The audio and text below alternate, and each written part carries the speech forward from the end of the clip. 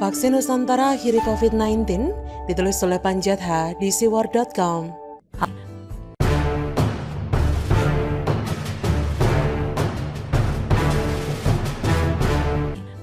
Angin segar sedang meniupkan vaksin Nusantara ke seluruh muka bumi. Kabarnya, vaksin temuan Dr. Terawan Agus Putranto ini sedang dibicarakan di berbagai negara, bahkan sudah diulas di jurnal-jurnal internasional.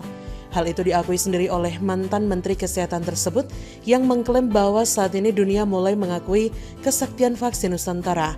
Terawan mengungkapkan itu saat menghadiri acara webinar bertajuk Perang Biologis Pandemi COVID, Listen, Learn, and Efforts to Reinforce Health Security to Accelerate COVID-19 di RSPAD Jakarta. Terawan mengatakan, sejumlah jurnal membahas vaksin Nusantara berpeluang besar dalam menyudahi penyebaran COVID. Jauh sebelum itu, Terawan juga sudah berkali-kali meyakinkan halayak bahwa vaksin Nusantara berbasis dendritik tidak memiliki persoalan. Ia mengaku uji klinis vaksin Nusantara mengikuti kaidah baru pembuatan vaksin dendritik lantaran belum pernah ada yang membuatnya untuk mengatasi COVID. Kata Dr. Terawan, saya bingung apa titik persoalannya. Buat kami sebagai peneliti itu merasa tidak ada persoalan. Kaidah yang kami gunakan adalah kaidah yang baru. Karena apa? Dendritic-cell vaksin ini belum ada yang pernah mengerjakan untuk COVID. Jadi tentunya harus menggunakan kaidah-kaidah yang baru yang beda. Karena disuntikan ke badan kita ya. Dendritic-cell kita sendiri bukan dari orang lain. Tentunya titik temu persoalan-persoalan itu tergantung duduk bersama. Jelas Dr. Terawan dalam rapat bersama Komisi 7 DPR pada Rabu 16 Juni 2021 silam. Penulis memang bukan seseorang yang berlatar belakang medis, namun tentu itu bukan penghambat untuk nimbrungin sesuatu hal yang berkaitan dengan medis. Yang jelas bukan untuk menggurui, namun mencoba memberikan semacam dukungan apabila penulis merasa bahwa itu memang patut untuk didukung, untuk kebaikan bersama. Sebaliknya, penulis tidak sungkan menyatakan penolakan untuk sesuatu hal yang menurut penulis dapat mengakibatkan sesuatu yang kurang baik. Seperti soal rencana pemerintah untuk mengadakan vaksin berbayar guna mendukung vaksin gratis yang sudah berlangsung sejak April 2021 lalu. Penulis yang khawatir bahwa ini rentan dimanfaatkan oleh para oknum untuk meraup keuntungan bagi diri sendiri, lantas unjuk saran di situs ini supaya rencana itu dihentikan saja. Sebab bisa saja gara-gara vaksin COVID laris dijual, vaksin gratis untuk rakyat pun dihambat kelancarannya. Tujuannya supaya semua orang gunakan vaksin berbayar, bukan? Ketika Terawan hadir dengan gagasannya soal vaksin Nusantara dengan segala keunggulannya dibanding vaksin-vaksin konvensional yang kini beredar, penulis heran juga melihat respon dari banyak pihak yang mempertanyakan, bahkan menolaknya. Sementara suara-suara yang mendukung vaksin Nusantara ini sebenarnya banyak, bahkan sangat banyak. Itu terlihat dari komentar-komentar netizen setiap ada berita tentang vaksin Nusantara ini. Boleh dikatakan netizen yang mendukung merajai kolom-kolom interaksi. Suara penolakan datang dari ilmuwan akademisi, organisasi profesi termasuk BPOM yang paling vokal menyuarakan soal ketidaksetujuannya atas vaksin Nusantara ini. Salah satu alasan BPOM adalah bahwa vaksin ini tidak memenuhi secara kaidah. Sementara Terawan sendiri yakin bahwa tidak ada masalah dengan metode yang dia tawarkan itu. Di belakang Terawan sendiri banyak sosok dengan nama besar yang mendukung. Ada pengusaha besar, pejabat tinggi, mantan pejabat tinggi, bahkan mantan Presiden RI. Konon orang-orang besar ini sudah mengalami sendiri khasiat dari metode penyembuhan dari Terawan. Dan buktinya, mereka semua kini masih sehat dan bugar kok. Bahkan ada yang masih berambisi untuk jadi capres meski sudah tua bangka pada 2024 nanti. Dalam perang melawan pandemi ini, Terawan kembali hadir dengan vaksin Nusantara, namun ditentang oleh sejumlah pihak. Alasan mereka karena uji klinis vaksin Nusantara tidak memenuhi kaidah-kaidah yang berlaku. Tapi kabarnya, berkat intervensi pihak-pihak yang punya power, namun peduli terhadap nasib rakyat, akhirnya hambatan terhadap vaksin Nusantara ini disingkirkan. Bisa saja, tujuan pihak yang menolak vaksin Nusantara berdasarkan kaidah penelitian itu memang baik. Namun mestinya mereka paham bahwa situasi saat ini tidak ada waktu untuk berkaidah-kaidah. Situasi dan kondisi sudah begitu genting di seluruh dunia. Semua negara berlomba menemukan vaksin COVID. Dan vaksin-vaksin tersebut baru tersedia setelah pandemi berlangsung 1 tahun dan sudah membunuh dalam tanda kutip jutaan manusia di seluruh dunia dan menyengsarakan banyak rakyat karena perekonomian terpuruk. Dalam situasi ini kehadiran Terawan bersama vaksin Nusantaranya bagaikan menemukan oase di padang gurun. Namun, sikap penolakan pihak-pihak tertentu sangat disesalkan hanya karena kaidah tadi. Padahal ini kondisi gawat darurat yang tidak butuh kaidah untuk menyelamatkan banyak nyawa. Situasi dunia mirip orang yang sudah terperosok ke jurang. Hanya hanya tangan yang masih menggantung di tubir jurang.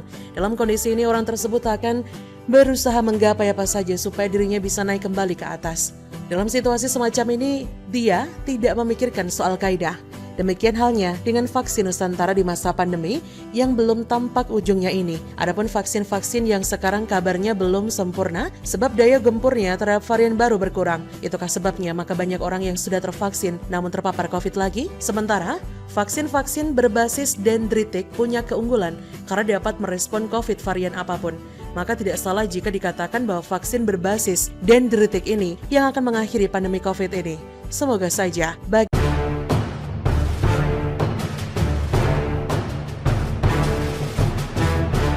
Anissa Pohan bertanya seputar vaksin, netizen malah singgung soal bapak korupsi. Dilansir dari Terkini ID, pendiri Tunggadewi, Anissa Pohan mengomentari soal vaksin berbayar yang akhir-akhir ini ramai dibicarakan. Awalnya, Anissa menyebutkan beberapa kesimpulan yang ia dapatkan setelah membaca laman covid19.go.id. 1. Vaksin berbayar namanya vaksin gotong royong. 2. Merek vaksin berbayar hanya Sinopharm, Cina, CanSino, Cina, katanya melalui akun Twitter Anissa Pohan pada Minggu 11 Juli. 3. Vaksin dijual oleh pemerintah kepada perusahaan, kemudian perusahaan memberikan secara gratis ke karyawan, Kadin, koordinatornya, tambah dia.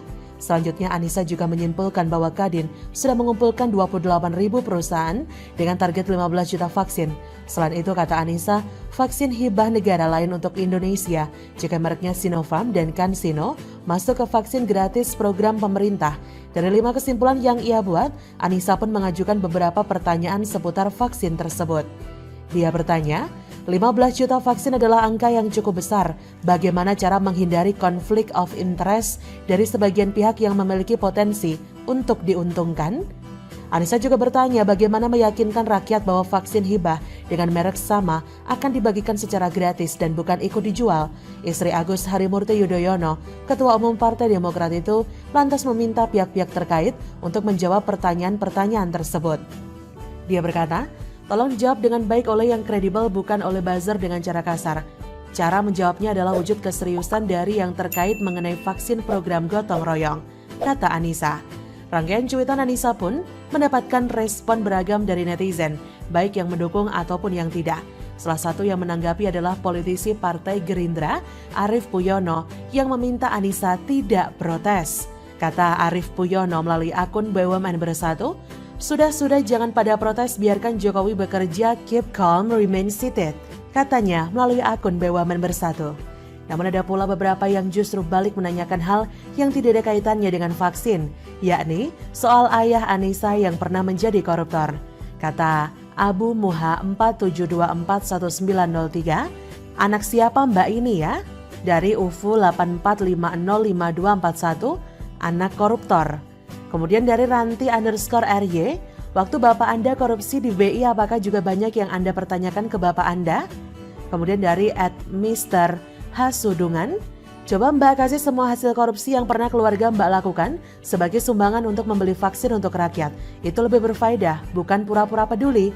Hehehe. Dilansir Terkini ID dari Merdeka.com, ayah Anissa Pohan, Aulia Pohan, memang pernah terlibat kasus korupsi dana Bank Indonesia pada tahun 2008. Aulia Pohan terbukti melanggar ketentuan dalam pasal 3 Undang-Undang Pemberantasan Tindak Pidana Korupsi mengenai penyalahgunaan kewenangan yang menyebabkan terjadinya kasus korupsi. Atas tindakannya, Besan Susilo Bambang Yudhoyono itu dituntut hukuman 4 tahun penjara. Kena mental ya. Hati-hati loh kalau Mbak Anissa baper bisa diciduk aparat nanti. Tapi kan benar kalau bapaknya adalah mantan koruptor kan?